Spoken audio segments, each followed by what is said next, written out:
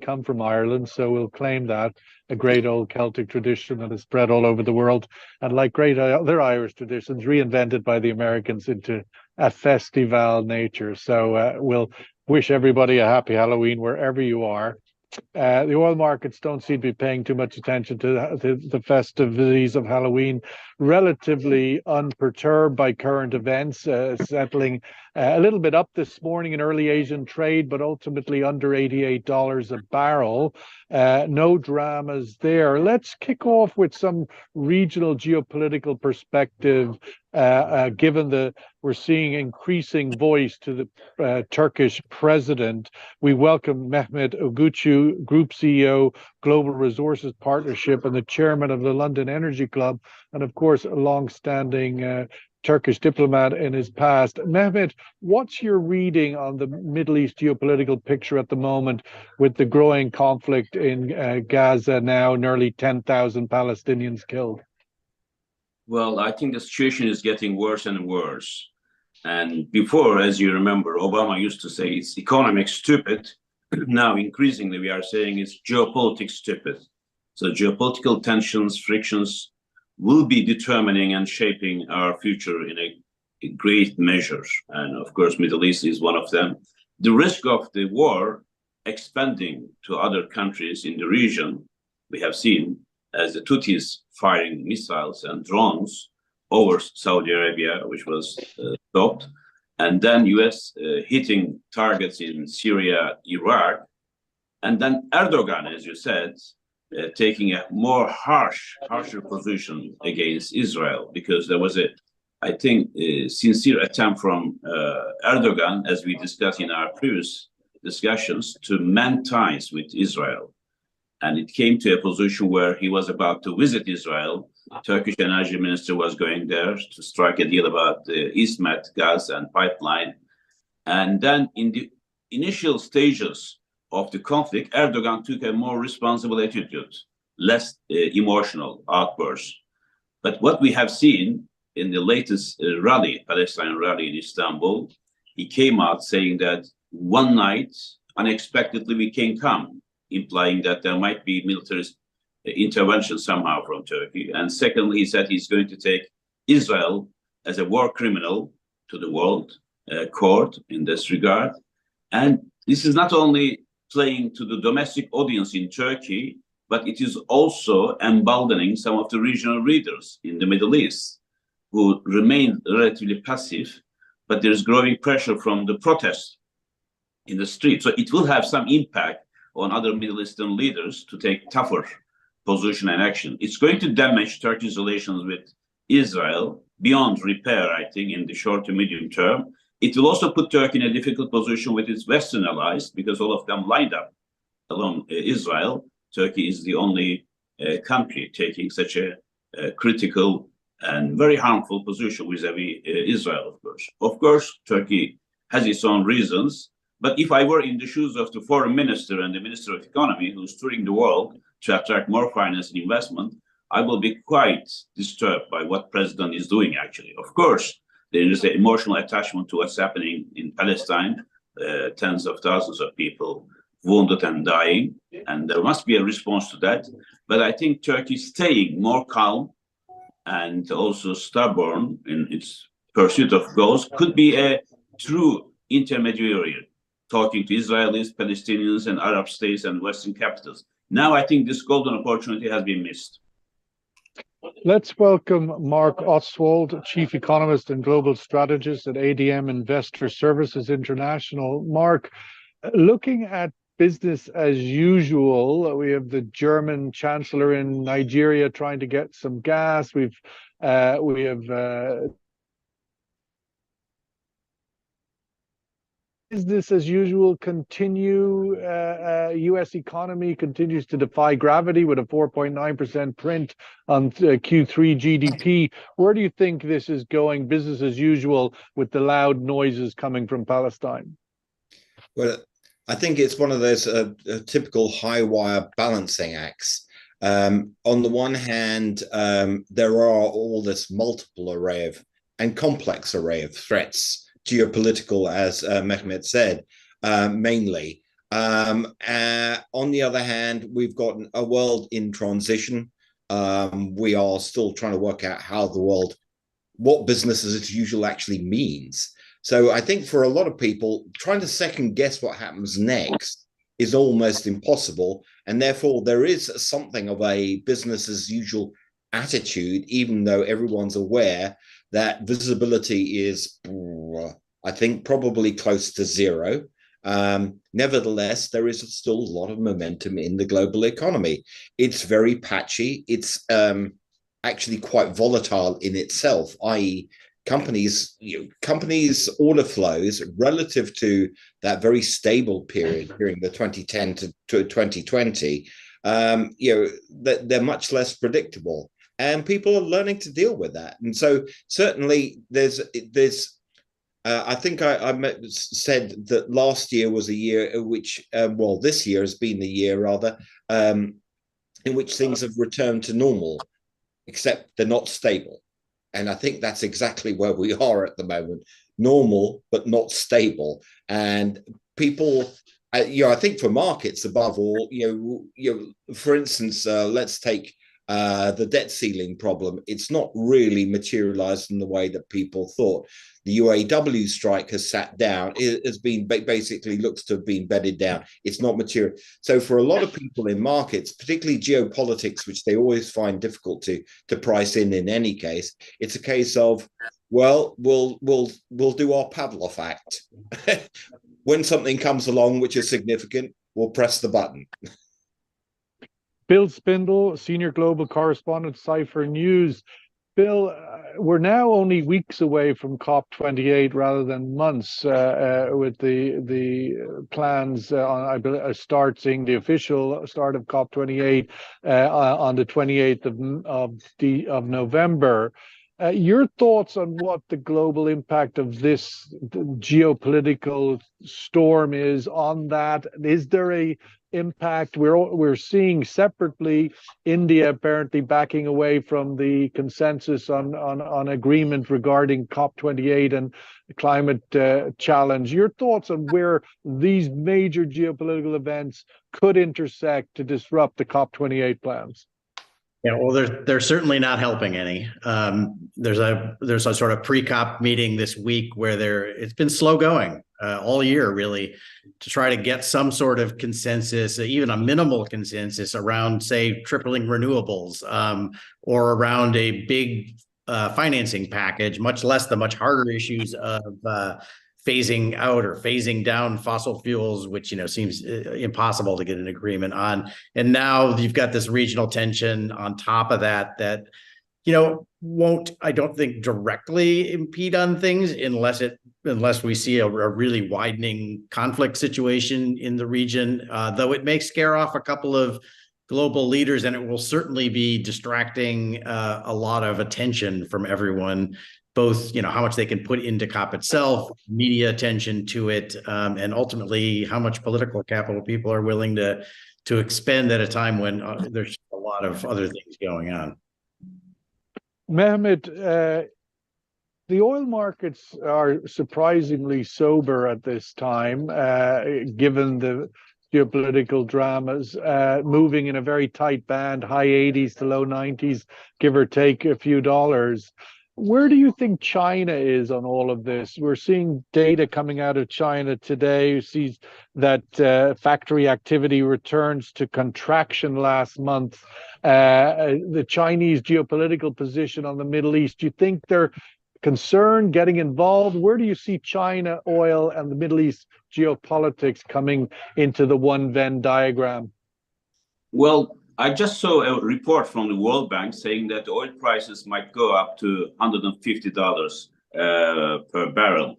And of worst case scenario, yeah. Yes, in the worst case scenario. And I think, as we know, Chinese diplomacy is very prudent. Even on issues which are very dear to their hearts, they try to follow a more restrained and sober position. Middle East and the Gulf is critical areas, one of the critical areas for Chinese. As you know, they get most of their oil from Iran, Iraq, and Saudi Arabia. Therefore, any conflict spreading to Iran, then leading to the closure of Hormuz Strait, perhaps, will be fatal for Chinese economy. Therefore, they want to play a moderating role because they are on talking terms to Israel, the Saudis, the Iranians. So China, perhaps behind the closed doors, rather than being so public and noisy as Turkey was doing, perhaps, China could play a more moderating role in the region.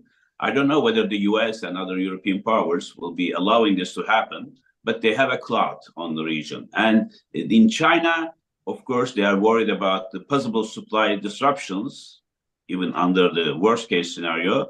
So the Chinese will continue to, I think, collect as much oil as they can from the market. They have the strategic reserves. And the economy is not picking up as many people hope it will in the second half of this year. We are yet to see significant growth in Chinese economy. So I think demand will be more or less the same, but the Chinese will be in the mode of getting more oil for the rainy days.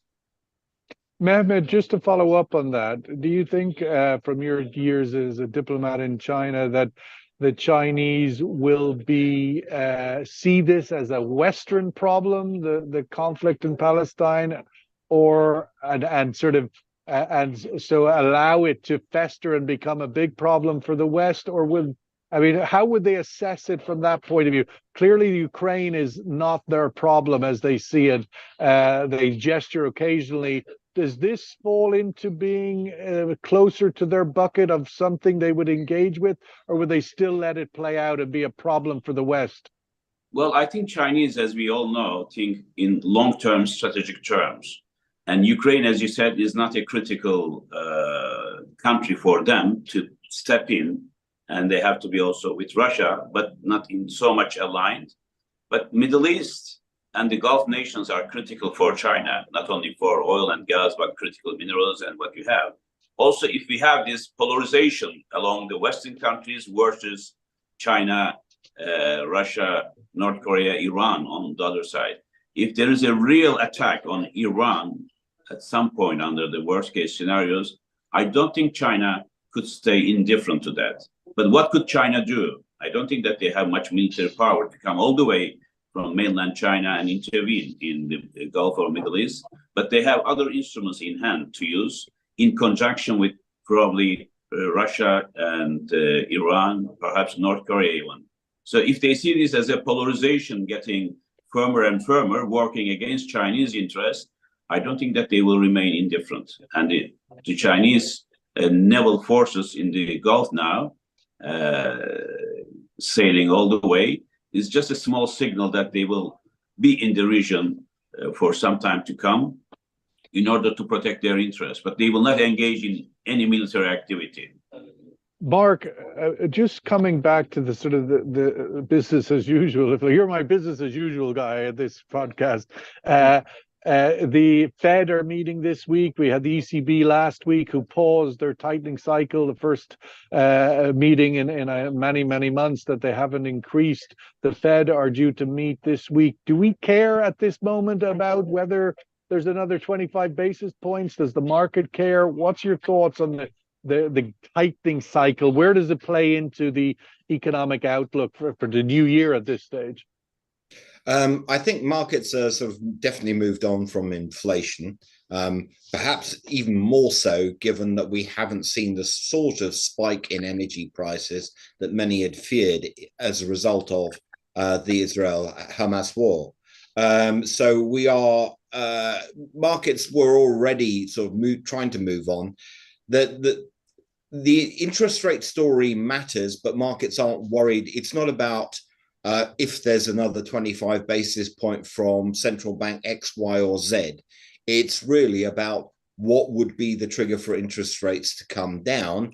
And more importantly, as we're starting to see, particularly in this Q3 earnings season, it's the fact that a lot of companies now are starting to mention, we had this sort of period where people were quite optimistic on outlooks. They're not so optimistic on the outlook. They are struggling with the higher financing costs in a lot of areas. They're struggling with the lagged effects of monetary policy, and people are concerned that at a more micro level, things are starting to deteriorate. Hence, why the S&P is sitting on what are potentially very significant levels if we were to break them on the downside. For the moment, there's a little bit relief that we're not getting. There's a classic push me, pull you. So markets primarily concerned at the moment is definitely geopolitics. The interest rates situation in the background is something that everyone's trying to contend with. I think really what people are most worried about are the defensive qualities of things like T-bills and very short-dated assets now so overwhelming that risk appetite is going out the window. It's just being fundamentally destroyed because the opportunity cost of taking risk at the moment, well, it's not really worth it. People just look at it and go, look, I can earn 5%. I'm not a greedy person. And actually, I don't really want to do all the hard work that I was doing. I'm not a greedy Wall Street person. I don't know. Do those two words go together? Well, nonetheless, I take obviously your point. Bill, I wanted to get your views on the timing of these intersections. Obviously, the major geopolitical crisis in Palestine, Israel, comes at what is now a heating up American election cycle. And what role that plays in the American ability and the administration's ability to navigate. And the same question vis-a-vis India, of course, we're 6 months or so away from the elections in India. But tackle America first. Yeah, I think it kind of goes back to what we've been talking about. There's really a sense of uncertainty because there's really unstable situations that simply can't really be sustained, but nobody quite knows which way they're going to break, right? You've got the war in Gaza and Israel. It's clearly going to get worse before it gets better or even worse than that. You've got the interest rate situation, which, long rates, the 10-year, the longer rates have really bumped up a bit. And I think there's a sense that they won't stay at that. Either they're going to fall or they're going to drag the economy down. And so that's a kind of unsustainable situation. And then the politics, I think, is a similar thing where you finally got a speaker in the House. You finally got something resembling normal governance going on. But again, it's not really clear that's really a sustainable situation either. Are they going to get through this government shutdown period over the next couple of weeks? Can the Republicans keep things together? I don't think anyone thinks the current situation is sustainable in any way, but nobody's quite sure. Is it going to get better and sort of stabilize as we get into the election year, or is it really going to just continue to deteriorate? Are we going to see a government shutdown? Are the Republicans going to fall apart yet again in the House? I think nobody quite knows which way any of these things are headed yet. And Narendra Modi, with his outlook, does he have a clear run to re-election? He does. I mean, I'm just wondering how much we've seen Erdogan put his head above the parapet. Of course, he's just got re-elected. He's got a 5-year runway in front of him. Not a lot to worry about. Biden doesn't, obviously running out of runway, and Modi has little runway left going into the election, but one would think has a clear re-election win in his sights. There's, in a world of deep uncertainty, I think it's perhaps not certain, but it's highly, highly likely that Modi's going to do well in the BJP, and it's really a game of expectations there. Do they, completely dominate like they did the last time around, or do we start to see some cracks in Modi's performance, or perhaps the underlying sort of performance of the BJP in relation to how well the prime minister himself does, which has kind of been the question in the past. He's always done very well, whereas you could sometimes see cracks emerging in sort of BJP dominance, which kind of leads to some speculation about what happens down the road when perhaps that prime minister steps down. But no, in an uncertain world, I think we can be fairly sure that the BJP and Prime Minister Modi are going to do quite well in the next election. But we'll have to wait and see to be sure. Let's go to the survey question, which sort of picks up on this World Bank report overnight, which is certainly worth reading, and obviously it has much more in it than the drama of the headline, which is worst case scenario, oil could hit $150 a barrel. The question, I suppose, is will the World Bank's worst case scenario transpire with oil hitting $150 a barrel? That is the question. Yes or no? And the Mehmet, of course, there is the other conflict, and there is the geopolitics of Ukraine, but also where are we at with all things in the Black Sea, and the recent developments there with vis-a-vis the troubles in Azerbaijan and Armenia, and gas flowing out of the Central Asia. Where does all of that intersect, and the outlook for that neighborhood, which is also in a completely separate corridor and geopolitical framework, also a risk zone?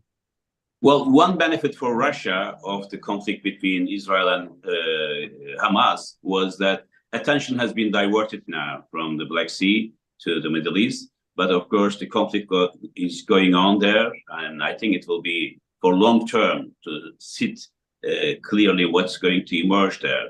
But Azerbaijan and Armenia, there is a clear winner there. Azerbaijan has won back its Nagorno-Karabakh, and also trying to open a corridor from Nakhchivan all the way to Azerbaijan. Then this will also provide land continuity between Turkey, Azerbaijan, over Caspian to the Central Asia, up to the Chinese border. So strategically, this is a very critically important region. If Armenia doesn't accept this corridor, there is a possibility that Baku could be talking to Tehran to create an alternative along the border.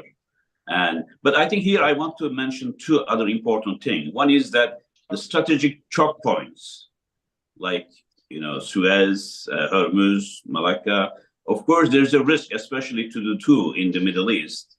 And if there's any disruption there, of course, the world oil markets will be worse than perhaps what World Bank is predicting. And you remember what Biden was trying to do, as well as through the trilateral cooperation between Saudi Arabia, the US, and Israel, to increase the production of oil as much as possible. Huge pressure on the OPEC countries. It didn't work.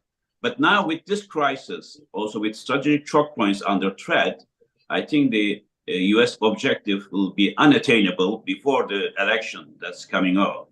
So therefore, on the one hand, economic situation in the world is not doing well. Then geopolitical risks, interest rates, and inflation all together, when you put it, it's not a bright picture for the world and for the oil and gas markets as well.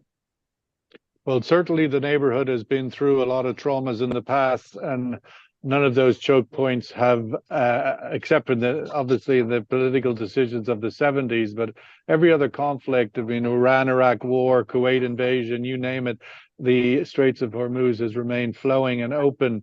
Mark, I wanted to get your thoughts on the other side of this sort of geopolitical story of Europe. And I know Poland is a country that you have a home in, that you're close to, and get your sense of the election results there. Contrasted, it seemed, from the results in Slovakia, where it seems a pro-Putin government won the election, but in the case of Poland, the other direction. How do you interpret the dynamics there, and what the ramifications are as a result of those results on the outlook for Europe and its position on the war in Ukraine?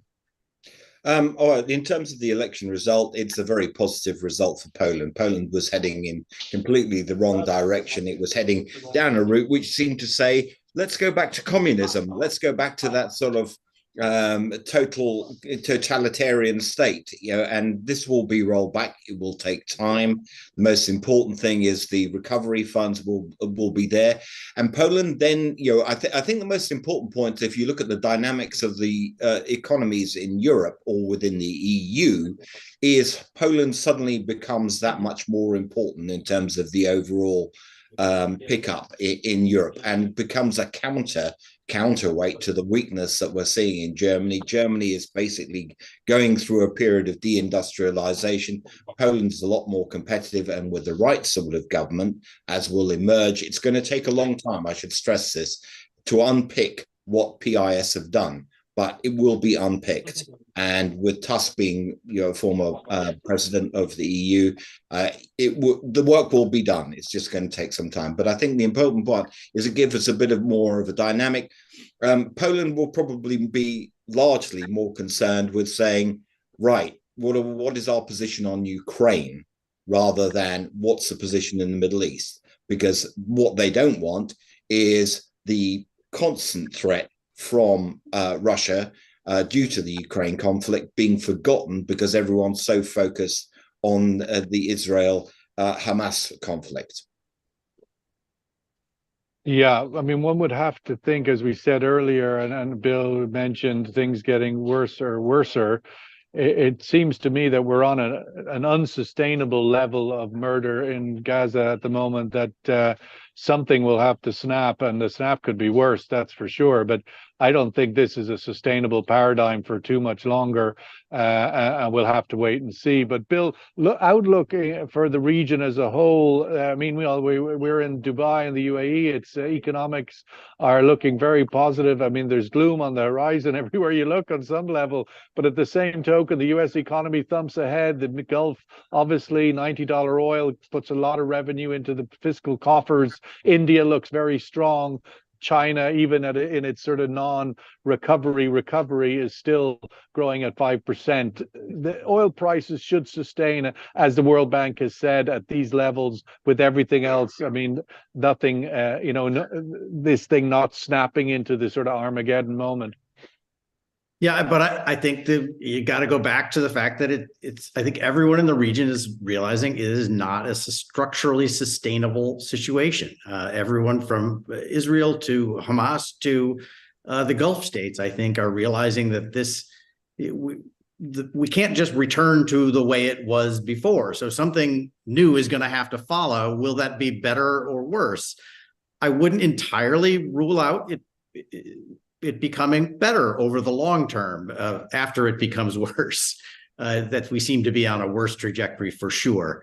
But I do think it's possible to imagine worlds a bit further down the road, a year or two, where we're back to discussing whether there should be some sort of a larger Israel agreement with Saudi, for example, that would bring a new restructured sort of region. But it's also not hard to imagine the opposite, a widening, either quickly escalating regional conflict, or even a longer term one that just kind of continues to erode into a new, much more unstable situation that would be bad for everyone involved. Well, we'll have to leave it there. Again, we're looking at a sort of a cloudy day, no doubt, with the geopolitical picture of everything. Will the World Bank worst case scenario transpire with oil hitting 150? We have a sort of 50-50 answer in this room. We'll go to the social media and see what they have to say about it. But oil is trading a little bit up, but still under $88 a barrel on Brent. And as whatever reference that is to the flow of energy, there doesn't seem to be too much concern in the energy markets. If anything, we're seeing natural gas prices fall and demand for heating being postponed, with winter looking like it's still not here yet in Europe and in America. So from an energy point of view, it looks like the world is well supplied and nobody's freaking out. So whatever that's worth doesn't mean much for poor people of Gaza, but nonetheless, in the narrow corridor of self-interest that we look at in this podcast, that's where the reality is. Bill Spindle, thank you so much for your insights today. Mehmet Agucu, thank you very much for yours as well. And of course, Mark Oswald, as always, three of the greatest minds. Thank you so much for joining us. Have a great day and all the best. Thank you. Thank you.